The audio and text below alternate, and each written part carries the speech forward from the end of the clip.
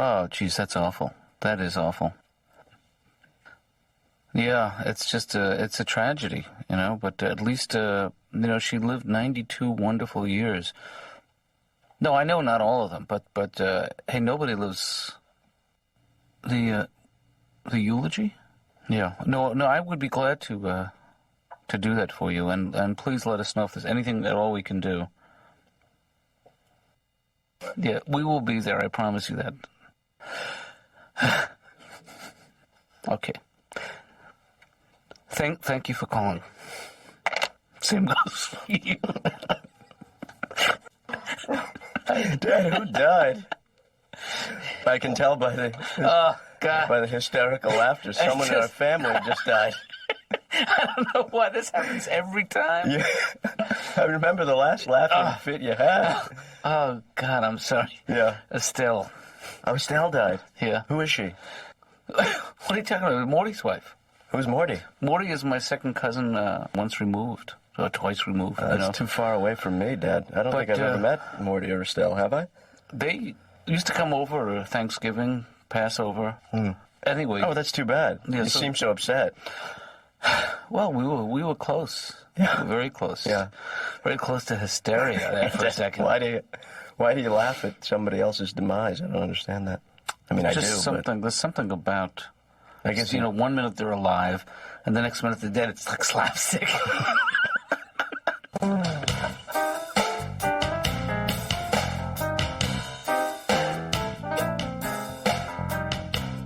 I hope you're not upset. I mean, you look it. Well, I'm a little upset. She was, when I was a kid, she was there for me a lot. When both of my parents were working, she very often would pick me up at school and bring me home. Right. And Morty is somebody I'm very fond of. Morty is a very worldly guy. Yeah. If that's what incontinent means anymore. But there are services. There are services the day after tomorrow. Oh. The Jews are obliged to bury their dead within a certain time frame. Yeah, I know, Dad. I'm Jewish. Yeah. Yeah. I know the rules. Thanks for reminding me. I know, but I remember you threw out the manual.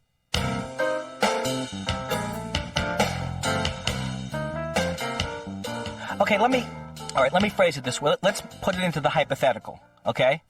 Let's say Dr. Katz was going to have a party. And at this party, he was allowed to invite one of his patients.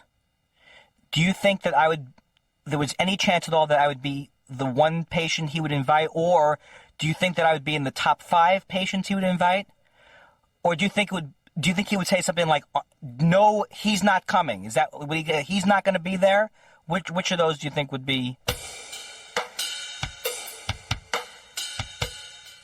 So, I haven't been, I'm very frightened of doctors and dentists, and my sister went to this acupuncturist, which was pretty cool, but he was a doctor, but he missed these signs that she had diabetes. I mean, she had all these signs. I mean, she was, for example, she was craving insulin, and then she would collapse after eating a Lifesaver, and still, the doctor still didn't get it at that point.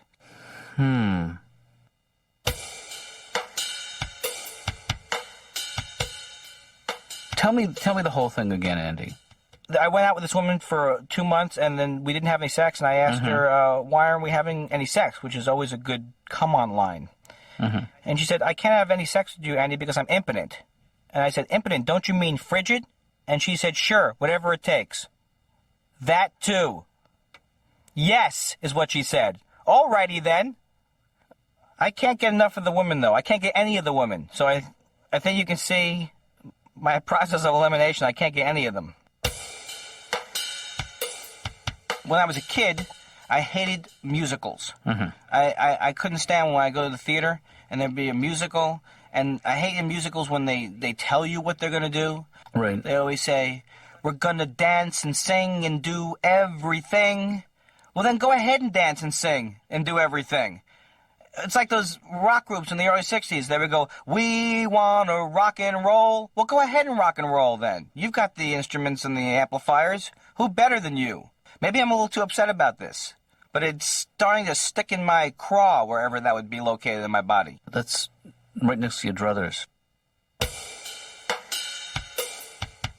I used to have an agent and a manager, and then I had a lawyer, and then I used to pay some guy 2%. I would call him up, and he would say, "It's not you, Andy. This business is screwed," for 2%. And it was well worth it, is how I felt about it. Well, you're in a business, Andy, where representation is critical. You need to have people who have your interests at heart. But do you think it's a bad sign if you're talking to your lawyer and right in the middle of talking to him, your lawyer says, hey, look, I'm no legal expert. Is that good? Is that a bad sign? Not necessarily.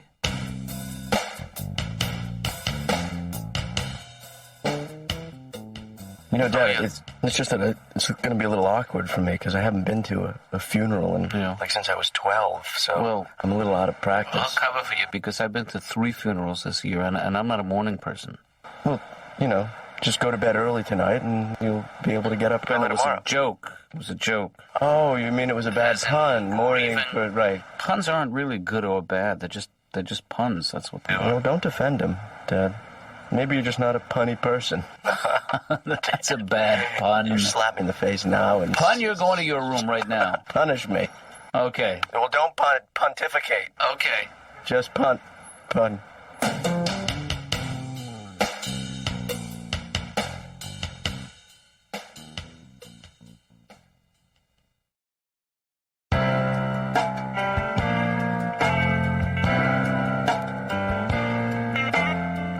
Hey, Laura.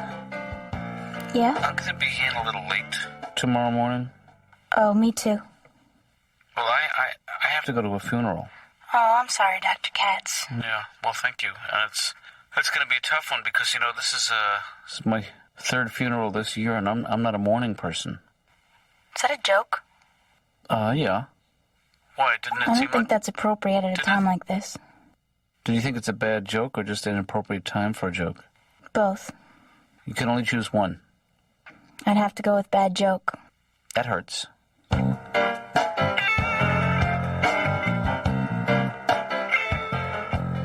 Well, let's try and pick up where we left off last time, Margaret, because I thought we were making some progress. Tell me about your family, about your siblings.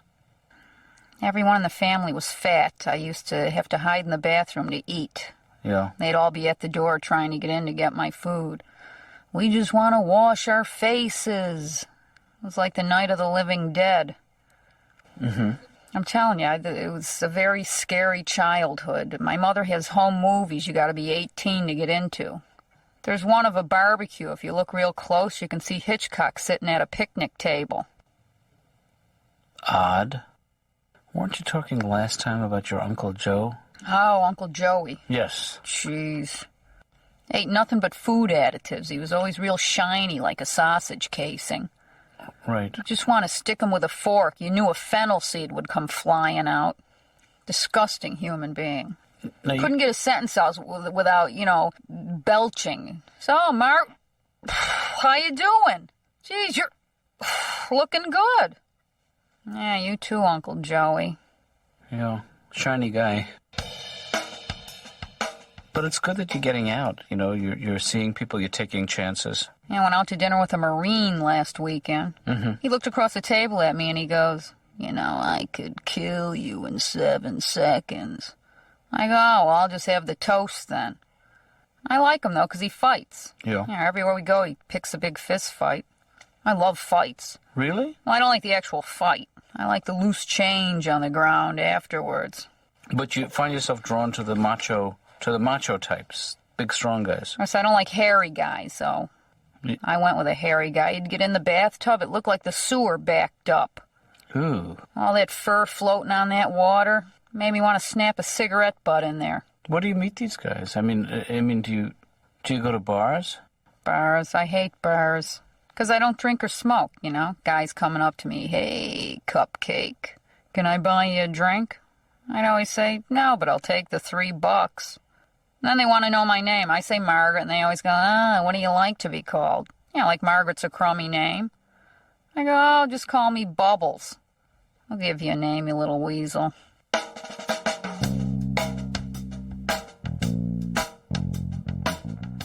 You know something? I used to actually be very uncomfortable with the idea of being buried. Yeah.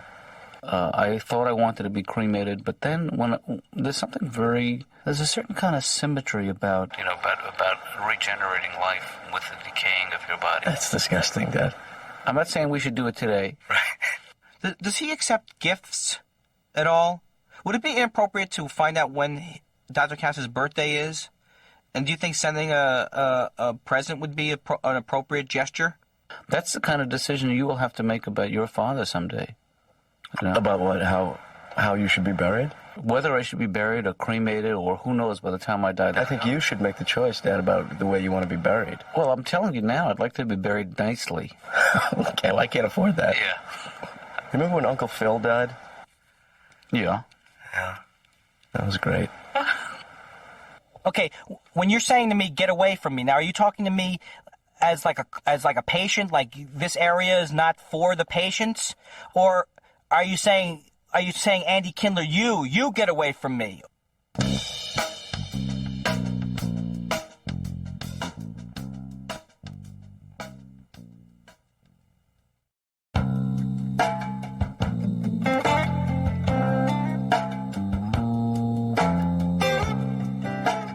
Dr. Katz's office. Hey, Laura.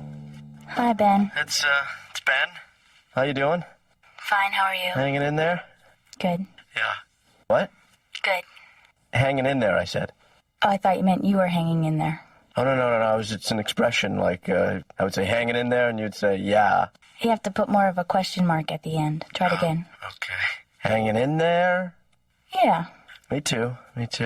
My mother came out to California. California's very nice, Andy. San Francisco was lovely. The hills I could have lived without, but the people were courteous and well-kept. She gets off the plane, she's reading from the tour book. Andy, did you know San Francisco is the 5th largest textile manufacturer in the early 20th century? Andy, I would like to visit Sausalito. Can we go to Sausalito, a small fishing village north of the Golden Gate Bridge, nestled in lovely Marin County? Can we go to Sausalito? You know, actually, it's kind of a tough time for the Katz family. You know, I don't know if you've heard, but my Aunt Estelle died. Oh, right. Were you very close to her? I didn't know her. I mean, my dad told me I met her a couple of times, but I don't actually remember. Oh. I think my dad was kind of close. Is he overly upset today? Not really. Well, he should be. I mean... He was trying to make a bad joke. Yeah. Well, the thing about this is I have to go to the funeral tomorrow, and I'm not exactly a mourning person. You know? Right. That was the one. The one what? The bad joke that he tried to make. Oh, he told you that? Yeah. Yeah, well, I mean, I wrote it.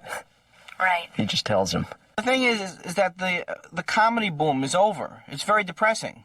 And I mean, this is the field that I've picked for my life, and it used to be everybody wanted a comic. In the mid-'80s, if you could say, how you people doing, you could make like $100,000 a year.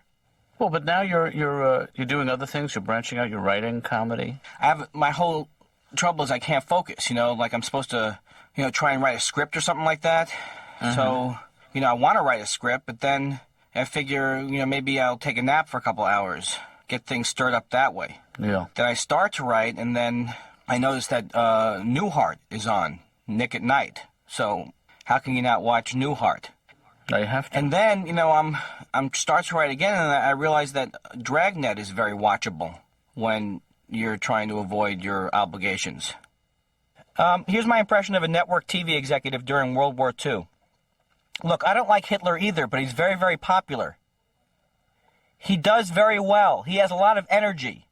He scores very well with the 18 to 49 men who hate Jews category. We're skewing it that way. They buy a lot of products. What do you want me to do? They buy the brown shirts. They enjoy the riding crops. Hey, when was the last time you bought a suit, Stanley?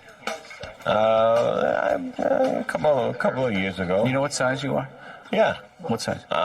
41 reg. 41 rug. See, the last time I bought a suit, I was a 38 short. And I went and I tried on a 38 short. And I could get one sleeve in, essentially. Oh. You know, I have a little more fullness. Yeah. Got a little heavier, I guess. Well, it's I filled out. Oh, well. I bulked up a little bit. You know what's a good thing to do for that? What's that? It sounds outrageous, but go for like a higher number. Like instead of 38, go like to a 40 or a 42. Well, this is what I was going to tell you. Is this woman who was selling me this suit? She kept saying to me, and she was belting it out in front of everybody. She said, "Well, the problem is, Mr. Katz, you're a portly gentleman. If you want to wear a 38, you have to wear a 38 portly." Oh. Is there really a portly size? Apparently, but I am not. Would you ever describe me as portly? No. Never. No. No. Never. No. I'm not a portly guy. No. So I said, "Stop it." You said that to her. I said, "Stop it." Good. Good. I don't need that. Did She's she? probably projecting. Was she portly? No, she was felt.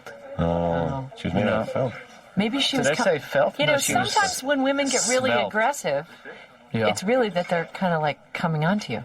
Sometimes some women do that. They get like really aggressive. Yeah. And then they're testing you to see if How far they can push you. Yeah, and see if you like that. Basically, if you like being bossed around. No, wait, does it always mean that? Because women come on to me like that a lot. They're always No, it doesn't yelling always at mean me, that. and No. it doesn't always. It doesn't always mean. What about when they ticket your car? Is that That's a come on. That's a oh man, I fall for that every time.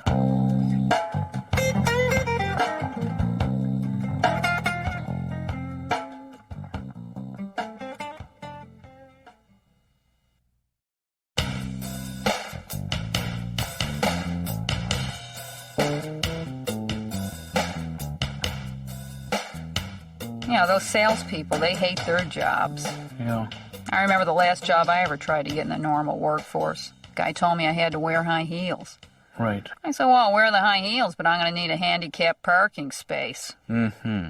I like that one store, that Aunt Taylor. They're a little pushy there, though. Yeah. Get in there, they follow you around, rush me in and out of that dressing room. You know, I get in that dressing room, I like to stay a while. It's nicer than my apartment. So I'm in there like 10, 15 minutes. She comes knocking at the door. I go, what?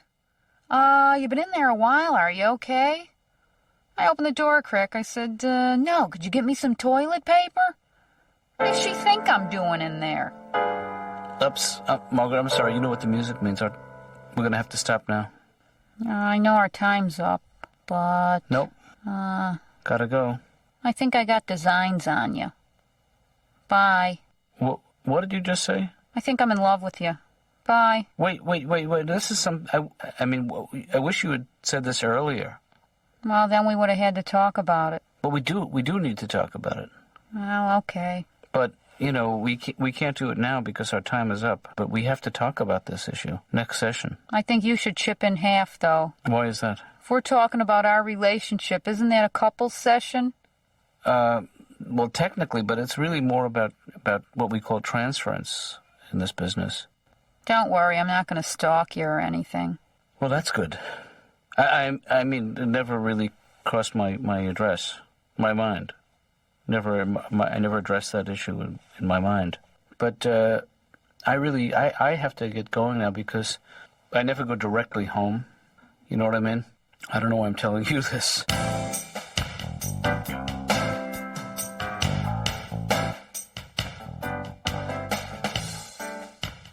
So now what exactly are you going to say? I was going to ask you. I usually try to open with a joke. But I don't think I'm going to today. No. I think what I'm going to do is I'm just going to talk about Estelle, you know. Yeah, well, that would be a good person to talk about. Yeah, because it is her funeral. That's true. I got to acknowledge it somehow. Yeah, I would say touch on her. Hey, Ben, isn't that cousin Sheila's husband, Larry? You remember him? That's the guy that used to put on the magic shows at the family gatherings. Right. And he'd make me be his lovely assistant, you know? Yeah. I hope he doesn't try to saw the casket in half. Dad, don't make us laugh. Okay. That's not right. Not here. Oh, man. This is a depressing event here. I don't care what anyone says. And I haven't even done my eulogy yet. Oh, I think this they asked me up to the... Yeah, you're going to have to go up now. I'll stay here. Unless you want me to be your lovely assistant. Nah, that's all right. All right, you go up. Knock him dead. Okay. Okay.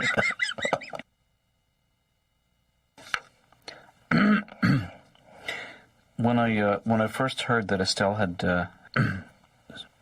when I first heard that Estelle had passed away. Can't hear him back. Ben, if you can't hear me, come a little closer. I'm sorry, folks. When I first no, I thought of when I first heard that she had passed away. I thought of her life, and Estelle had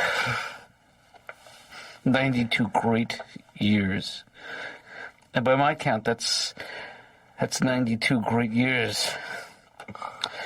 I'm sorry, I lost my place here. I remember her love and her laughter. And her love of laughter. Mayday, Mayday. Estelle was a remarkable woman. In her lifetime, she accomplished so much and did so much for so many people in her 92 years. Which, if you break it down, it's not that much considering how long she lived, but still, wrap it up. She did a lot. I know what the music means. Oh, Dad. How'd I do? I thought for sure you were going to turn it around, but you didn't. I mean, I've never heard a eulogy before, but I think it's safe to say that was the worst eulogy ever given. At the after party, we're splitting up. That's all there is to it.